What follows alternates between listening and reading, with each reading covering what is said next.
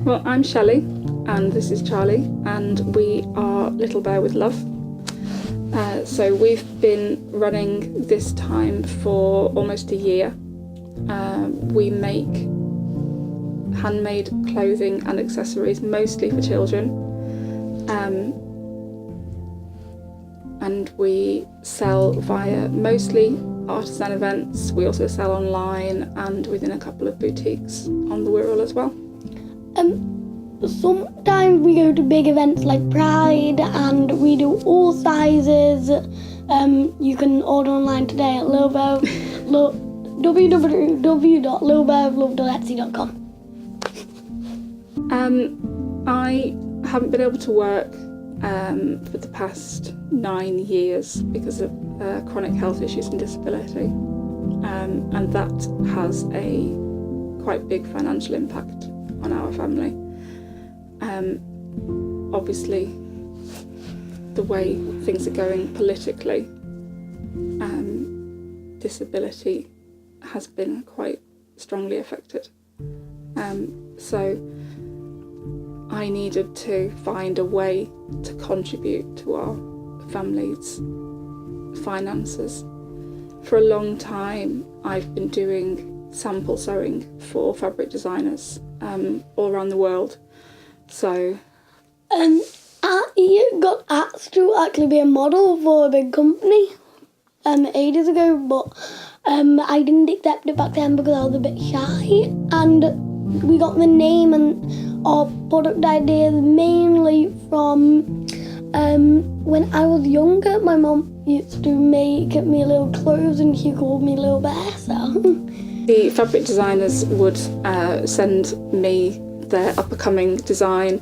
We sew up sample pieces for them, take photographs, and they use it in their promotion. So we are fortunate enough to be in a position where we receive quite a lot of free fabric, which means that we can generate profit quite easily from that. So we started off just kind of online and listing on Etsy the items that we made, and decided that it would be interesting to see how that could work at a market event. We were fortunate enough to have the funds at the time to invest in everything that's needed to run a market event, because obviously the setup costs are quite significant. And so we started that and haven't looked back really. My favourite part is seeing people wearing my clothes. Every so often we'll get a family buying some clothes and they'll immediately put the items on the children right there in the event, and that is such a buzz for me, because then you get to see your items being worn and being appreciated and loved straight away. Or we'll get photos sent in to us, and we get that really nice feedback and people coming back and saying, we love your clothes, we want more, and recommendations. We have what we call the Little Bear Fan Street, where one woman came to an event, bought some clothing, and now there's about 5 or 6 of her neighbours who are regular customers. So we basically close their little road with all the little toddlers there are wearing our outfits.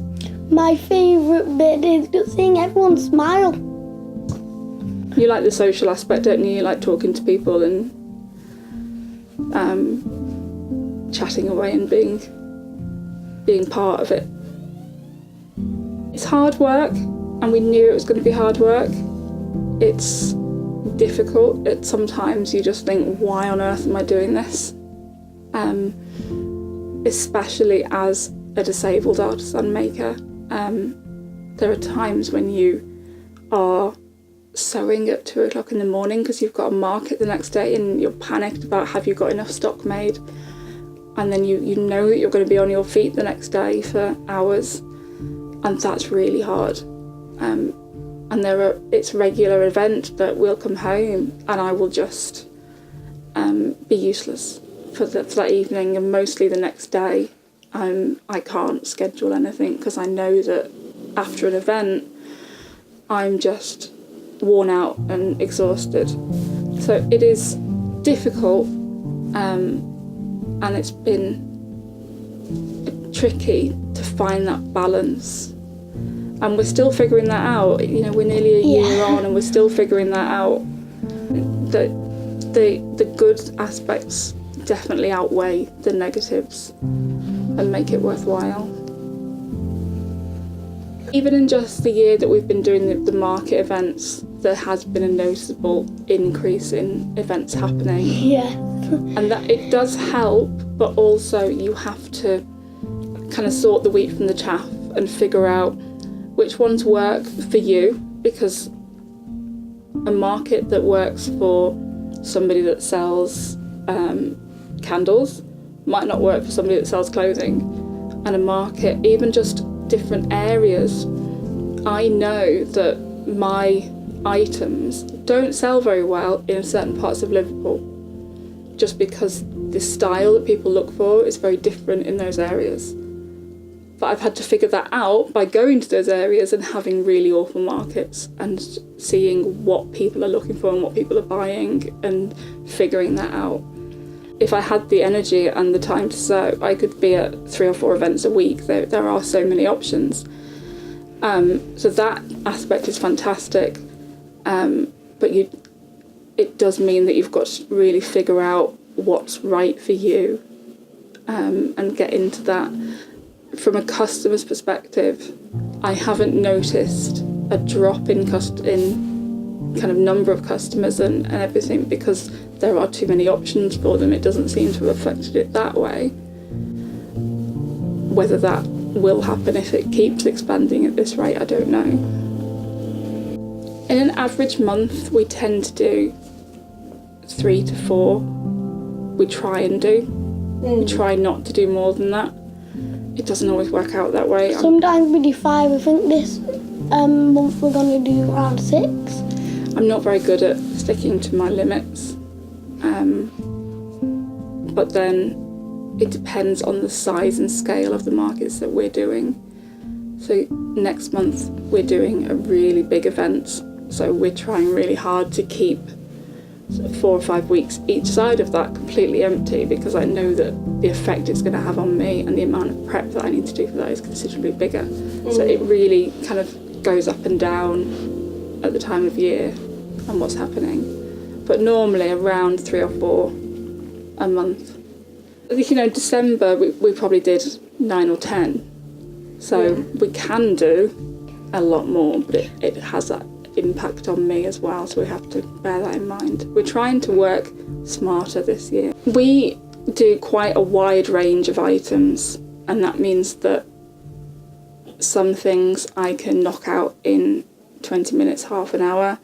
Other things can take me an hour and a half. It really varies massively. I tend to batch sew, so I'll cut 10 pairs of trousers, and then I'll sew 10 pairs of trousers,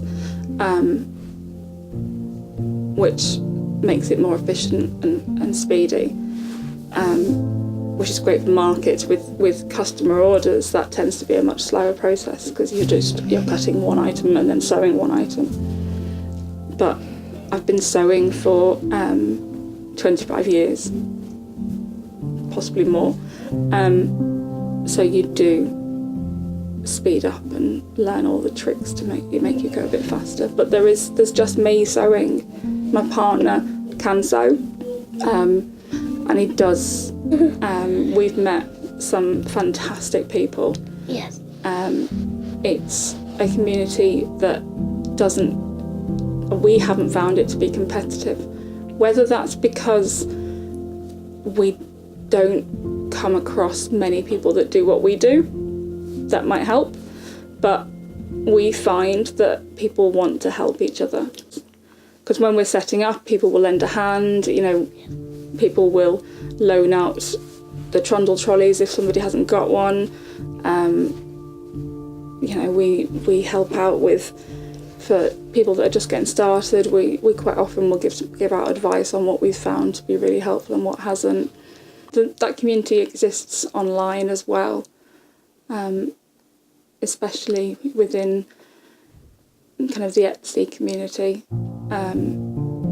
We've got involved with our local Etsy chapters, and a lot of the makers there will also go out and do artisan events as well as sell on Etsy. So we've found that to be really useful, and that's actually where we got some of our setup from. We picked it up secondhand through an Etsy support forum. We did have some people who were going to model for us, but that hasn't happened yet. We just haven't had time, have we? Yeah. Been too busy. Health and everything. Getting that balance, that really is a massive challenge. I'm not very good at saying no to people, am I? No. So I end up accepting orders for things I really don't enjoy making, and that's not good for me, because I then end up procrastinating and get really unproductive. So that's something that I need to work on. Yeah. Or I try and put them off by quoting a really high price, and that backfires because they then pay it. And I'm like, oh, okay, so now I have to make it. But yeah, it's things like that. The markets are very physical, the setup, the carrying and everything, especially the outdoor events where you've got to build a gazebo. So when you're on your own, that's a real challenge. It's even the little things like when it's just you on a stall and you need to use the bathroom, or you want to go and get a drink. You rely on the people around you. You rely on the other stall holders. The biggest challenge is me, basically. I rely on the family. It's not my business. It's very much our business. Because without the kids, my partner, it wouldn't exist. It's very involved, and he works full time as well, so it does have quite an impact on him, but he enjoys it, doesn't he? He likes getting stuck in and helping out. Yeah. You come along quite regularly, don't you? Yeah. And you're fantastic. Quite often, it's quite common for stallholders to take their kids with them, because you're at a market at a weekend. What are you going to do with your kids? And you see a really wide variety in how the kids behave and what they get up to, and some are really involved and some are just running wild. And we're really lucky that both of our boys behave really well and want to get involved, because we have your brother is almost 18 and he's happy to come along and help. Yeah. He mostly helps with the physical aspect, doesn't he? Yeah. He doesn't really like the social aspect, but he's happy to kind of cover the stall for me. We have like the opposite sometimes, which we assign. The brain, the beauty, and Chris my is the brawn, brother, isn't he? And my Alex is the brother and brawn. Chris are the brawn. Yeah. So, they all muck in and help out, and nobody complains. So it really is a family affair.